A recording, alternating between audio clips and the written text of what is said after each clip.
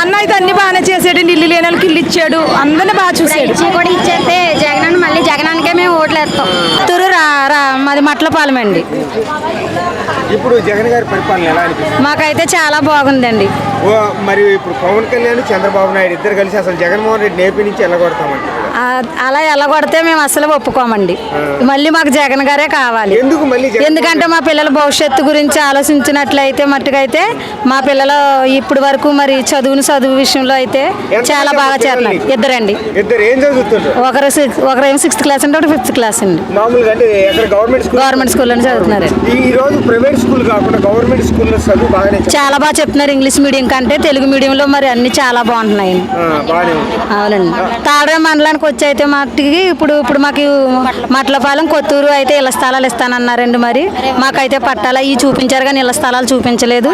ఒకసారి పొన్నాడు సతీష్ కుమార్ గారు అయితే మరి మా పట్ల మరి కొంచెం దయ చూపించాలని మాత్రం కోరుకుంటున్నామండి. అవునండి. ఈసారి ఏదైతే ఉందో చూసే ఈసారి మళ్ళీ అంటే ఆయన అయితే మట్టికి 9 పత్రాలు మాత్రమే చేస్తానని పథకాలు పెట్టారండి. దానికంటే ఎక్కువగా చేశారు.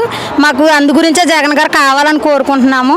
మరి ఆయన ఇంకా చేస్తారని నమ్మకంతో మేము ఆయన్నే గెలిపించాలని కోరుకుంటున్నాం.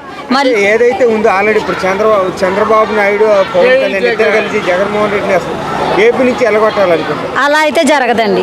మాకు మళ్ళీ జగనే కావాలి. మా ఓటు జగన్కే. మరి ఆల్రెడీ ఆయన అంటున్నాడు కదా, ఓన్లీ వైసీపీ వాళ్ళకి తప్పితే బయట వాళ్ళకి ఎవరికి పథకాలు అందట్లేదు అని పవన్ కళ్యాణ్ అంటున్నాడు కదా. అలా అయితే లేదండి. ప్రతి ఒక్కరి పట్ల అయితే మాత్రం ఐక్యత చూపిస్తున్నారు జగన్మోహన్ రెడ్డి గారు. మళ్ళీ ఇక్కడ కాకినాడలో మళ్ళీ జనసేన జెండా ఎగరబోతుంది. జనసేనలో నేనే ఇక్కడ కాకినాడలో నేనే నిలబడతానని చెప్పేసి అంటున్నాడు కదా పవన్. అది మాత్రం జరగడానికి మేము ఒప్పుకోమండి.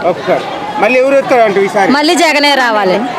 జగనే రావాలి. మాకు జగనే కావాలి.